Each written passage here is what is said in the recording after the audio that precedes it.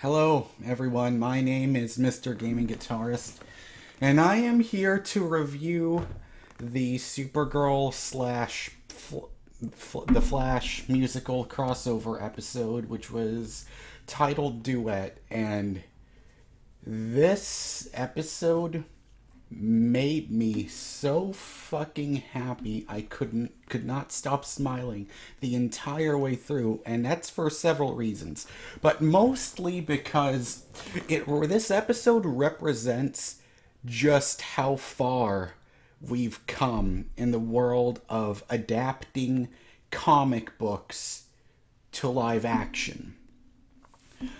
I loved it because it shows now that these shows, Supergirl and The Flash, alongside Arrow and Legends of Tomorrow, they've proven that so many people, including myself, love these characters so much, and they've become so successful, where it's gotten to the point where you can now experiment and do all sorts of very different creative ideas, and you can take certain risks with trying something new and different in the worlds that they've established.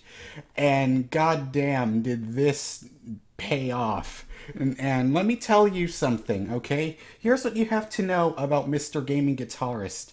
Oh, and of course, if you haven't seen this musical crossover yet for The Flash season 3, episode 17, go watch it, because I'm going to be talking about this episode, and I don't want to spoil anything for you, okay? So make sure you watch it, the episode first, and then come back so you can watch my review.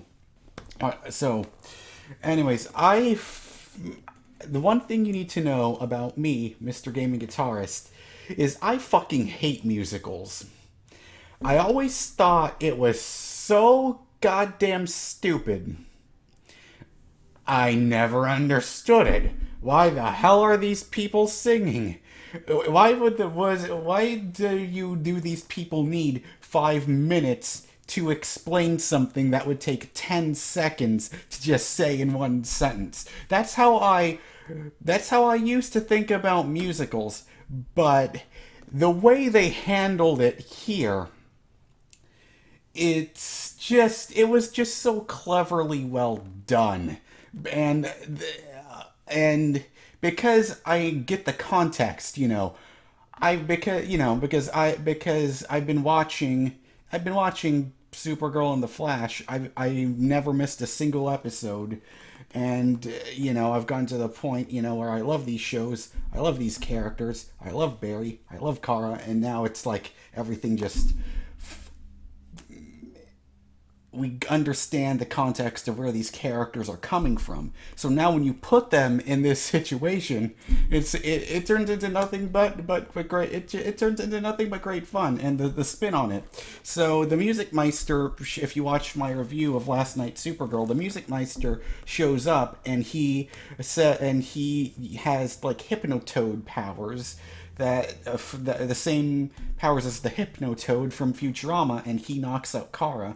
But then, in the greatest tribute to Bugs Bunny, she wakes up and she's in this world where she's backstage, where with fancy dress and stuff, and she's getting woken up saying, "Hey, get up, you're on," and then it reminds me so much of that one episode of Bugs Bunny when he's getting woken up and a stage manager or whatever says, "Hurry up, you're on, go."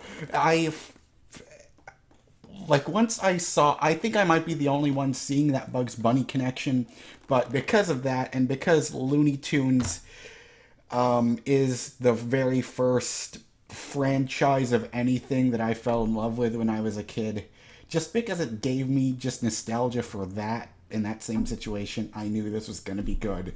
So first of all, okay, so yeah, this is a musical. Let's talk about the music stuff first. First of all, goddamn, I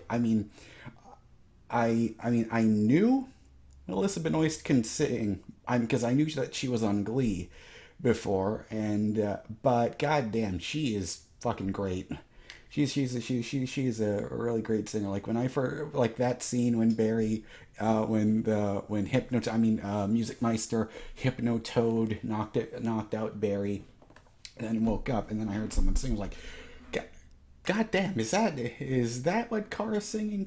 Or sorry, is that well? I mean, either way, is that what Kara's singing sounds like? God damn, she's really good. That's exactly how I felt when I heard Barry sing for the first time when Caitlin was drunk at that karaoke bar. It was, yeah, and then all of a sudden you have Cisco, and then you have Cisco and Win and Malcolm playing not as themselves, but in this fantasy world that Barry and Kara made up, and it worked because they put them in this situation where it doesn't have to fit into the story of why all of a sudden why Joe and Martin Stein and Cisco and Win and Malcolm Merlin would be singing. It's like, oh, they're just different characters. So it all of a sudden it just fits really well, and I liked it. I mean, got Win or Jeremy Jordan, whatever, is really good at singing. Cisco Carlos Valdes is great. Martin Stein, we already heard him sing in Legends of Tomorrow at that cabaret bar in the '40s in Legends of Tomorrow. He's great, and we already heard Joe sing. He's fucking great too. So I loved it. But then there was that whole side plot going on where Mon-El and John bring Kara over to Earth One to Star Labs to help. And I love how during this entire time they're talking about how things aren't going so well with Iris, and that I loved when Kara said, "Oh, Mon-El is just a boy and he is not my friend." I really laughed hard at that, but I also really liked how she kept quoting the Wizard of Oz nonstop. I just thought that was funny, and how, especially when you saw them both knock the doors down, and then you just saw Iris and Mon-El kissing each other, and only then did they realize, oh shit. Only then do Barry and Kara realize, shit, I guess I do have to get them, because I guess that the true test of seeing if a person loves someone else is if you can stand seeing that other person being kissed by another person.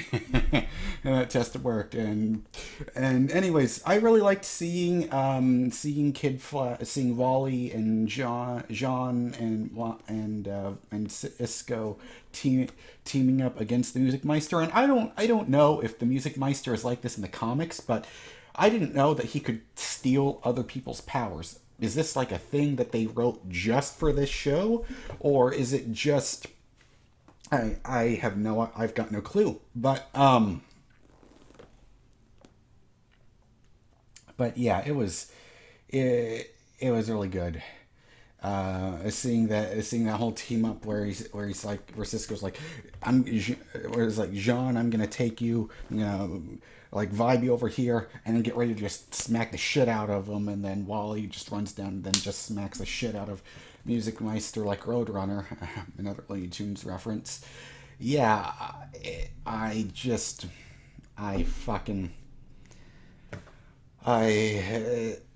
like it blindsided me, because I never once thought that a musical, of all things, I would have so much fun enjoying a goddamn musical. But of course, because you put The Flash and Supergirl in there, and it just, I just don't know what else to say other than I thoroughly enjoyed it. I liked all the songs there. But of course, my favorite song in there has to be, I'm Your Super Friend, because they kept doing all these references. But oh yeah, one thing that I have to mention. How does Barry know who Superman is? How does Barry know who Superman is? Because there's that one line where Barry says, your cousin doesn't impress me. He's all like, I'm Superman. It's just, Okay, Barry has never seen Superman before. How does he know? It's just, and I don't even think that Kara ever told him, "Hey, my cousin's Superman, and he's supposed to be a lot more famous than me." And I don't get it. I don't know how. But whatever. It's a fantasy world. Whatever. I can live with that. But yeah, and I also love how they kept like making jabs in between at how stupid musicals are, because they kept saying, "Huh, it was really easy to convince them. You know, things change much easier in musicals than they do in any other movie." It's just, uh, I don't know if you can tell from my face, but I'm still shocked at how much I liked a goddamn musical. It's just, I wasn't expecting it, because before I was like, musicals, whatever. But this was, I can't say anything else. Anyways, let me know what you thought of this episode. I'm going to give this. Oh, and one other thing that I have to mention: the Music Meister it was really weird how it's like, "Oh no, I'm not really a villain. I'm just here to teach you the lesson about love." It's like, what? I thought you were a villain. So, anyways, yeah. So, and we still don't know what dimension he's from. We don't know if he's from that same dimension that Mister Mix's Pitlick is from. But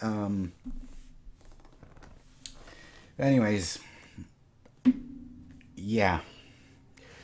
Oh fuck! There was a fly. Was not expecting to see a fly in here. Better not buzz in my fucking ear.